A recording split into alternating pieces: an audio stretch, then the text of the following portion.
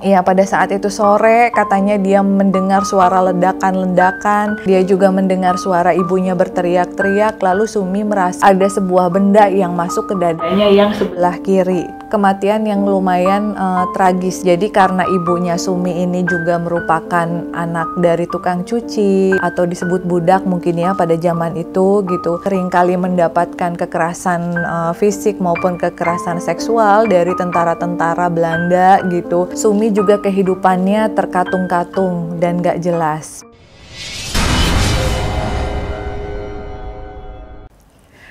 Halo teman-temannya Furi, ketemu lagi di sesi boneka Furi Harun. Dan kali ini Furi akan bercerita tentang Sumi ya. Tetapi sebelum mendengarkan ceritanya, silahkan kalian like, subscribe, share, dan juga komen di YouTube channelnya Furi Harun ya. Semoga kalian semua ada dalam keadaan sehat walafiat, tidak kurang sesuatu apapun. Udah siap cerita? Ya. Oke. Jadi Sumi ini bonekanya baru saja dibuat dan merupakan kolaborasi antara Furi Harun dengan Funky Doll Master ya. Jadi saya mengeluarkan beberapa boneka, baik boneka-boneka lucu maupun boneka creepy. Dan ada kisah yang menarik di dalam sosok arwah yang mendiami boneka Sumi ini. Jadi saya sudah mengenal sosok Sumi dari semenjak saya kelas 3 SD. Saya bertemu dengan dia di rumah Belanda ya. Ya, di rumah Belanda yang ada di Jalan Aruji Kartawinata, Kabupaten Kuningan. Jadi sudah lama sekali saya biasanya sama teman-teman kalau kita lari pagi, jalan kaki, saya selalu melalui gerbang sebuah rumah yang halamannya besar, dan rumah itu juga pernah dipakai sebagai lokasi syuting film Babi Ngepet ya waktu itu. Kalau nggak salah pemerannya itu Kang Ibing. Kita sampai desek-desekan pengen lihat Kang Ibing, pengen tahu syuting itu apa.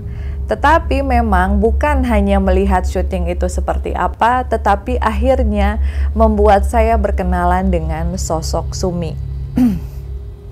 Lalu, perkenalan itu tidak berlanjut terlalu lama ya.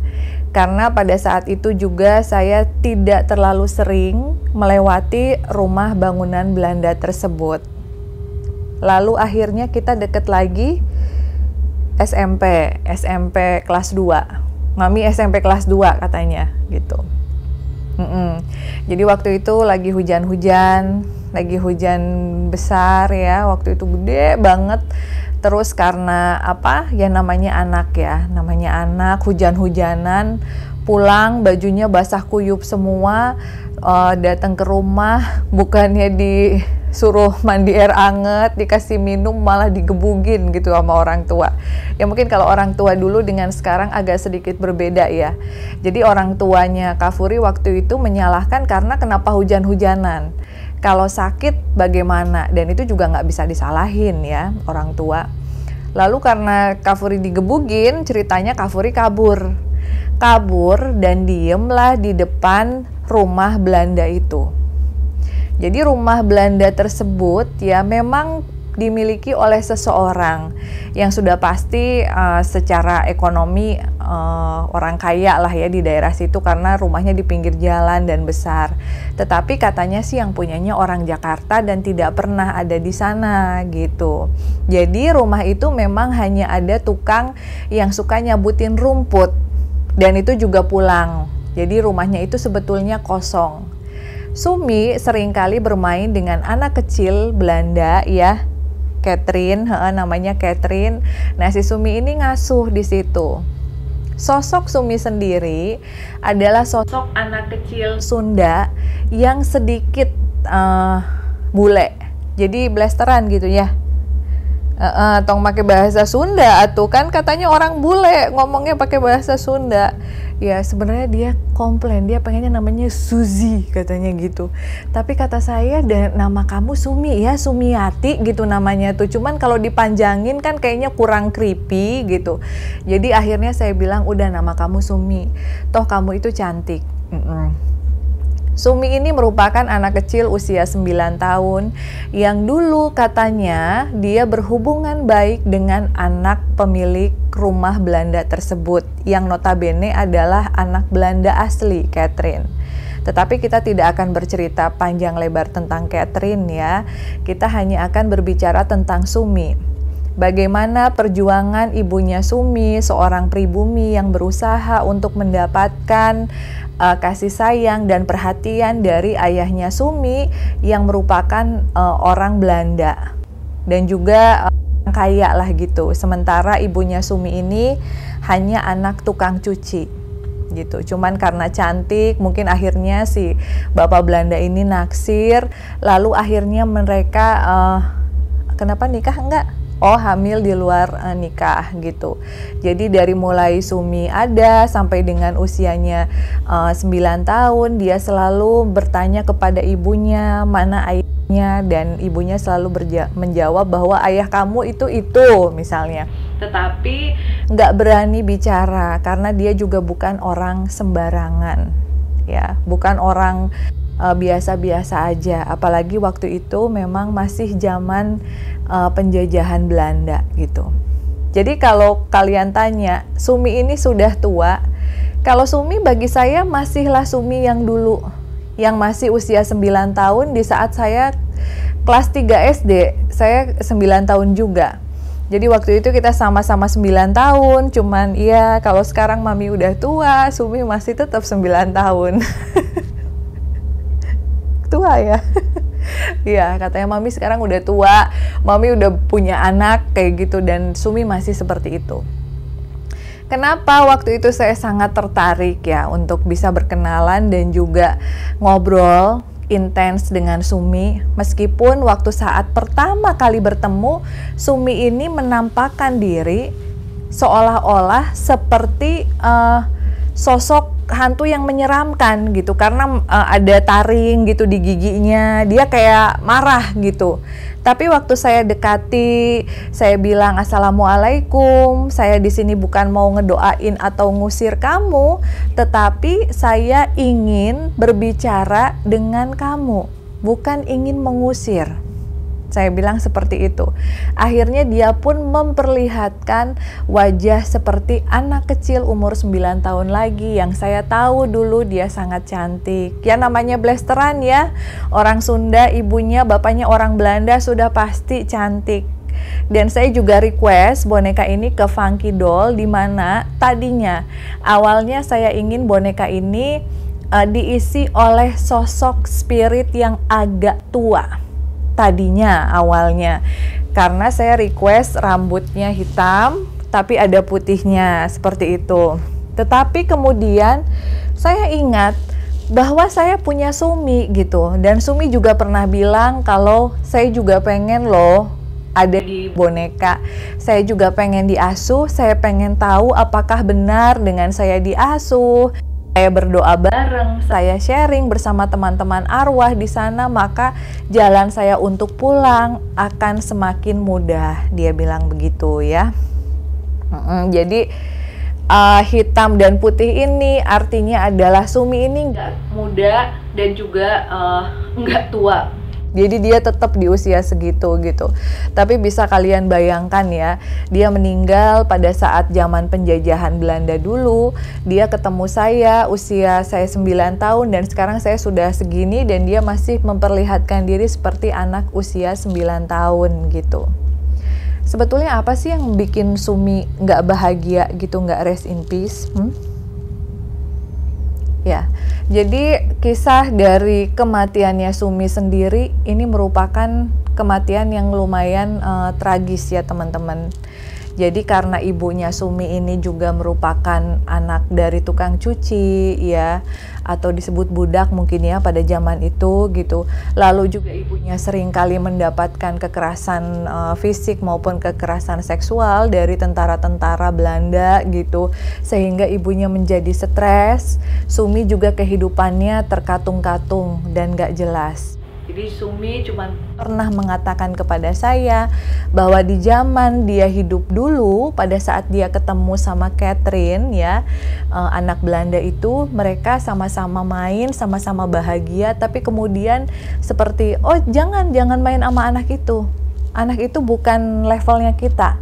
Anak itu tidak satu ini dengan kita gitu. Jadi si Sumi ini suka diusir. Lalu pada saat sore, pada saat itu sore katanya dia mendengar suara ledakan-ledakan.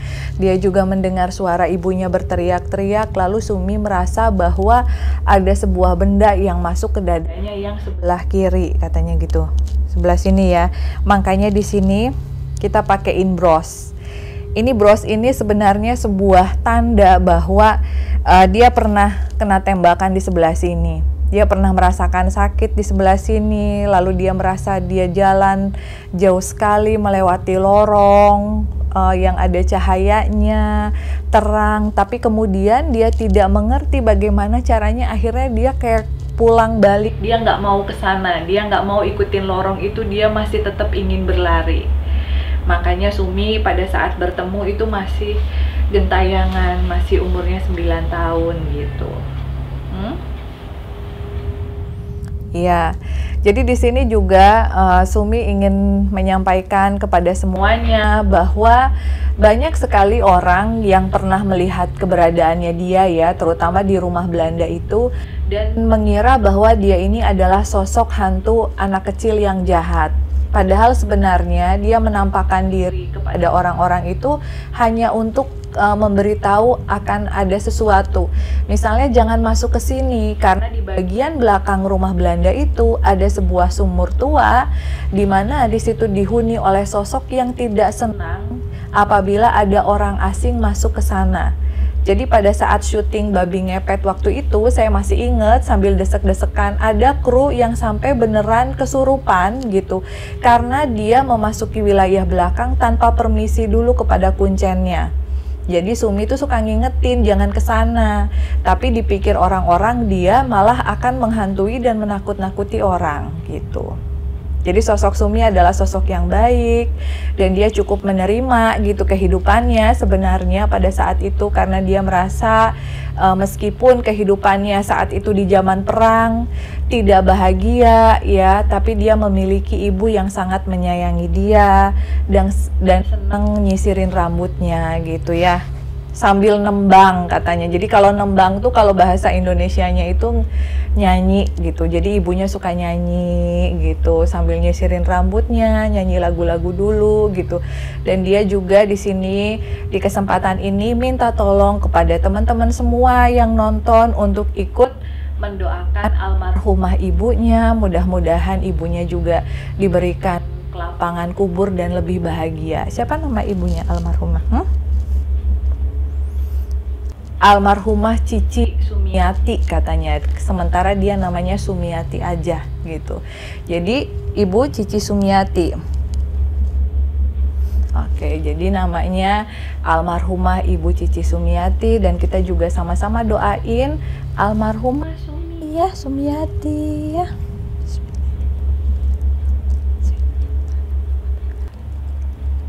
Ya, didoain sama mami, sama teman-teman di sini.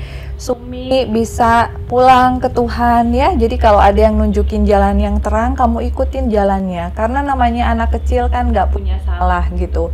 Meskipun mungkin semasa hidupnya tidak terlalu membahagiakan ya, karena dia hidup di masa perang. Dia juga tumbuh tanpa kasih sayang seorang ayah gitu, dan dia juga sering menerima perlakuan yang tidak semestinya ya, karena dianggap anak orang nggak punya gitu. Tetapi mudah-mudahan di sini Sumi bisa merasa lebih bahagia lalu bisa pulang ya gitu ya. Oh, pengen ikutan ghost hunting juga ya. Sebenarnya Kak Furi pengen banget kita tim dimensi lain bisa mendatangi tempat itu.